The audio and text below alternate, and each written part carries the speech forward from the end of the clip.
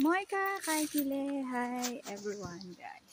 So papasok pa lang ako ngayon. Second and last day na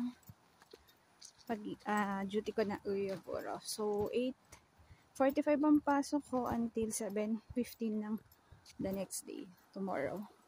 So tinday lang ng pama namin kung kaya, kung anong effect ng pagdalawahan sa gabi. Pero usually talaga is isahan lang sa amin paggabi sa 30 to 31 31 na ata kasi may bago kami na pasyente. So may time talaga na hindi ma-handle ng isang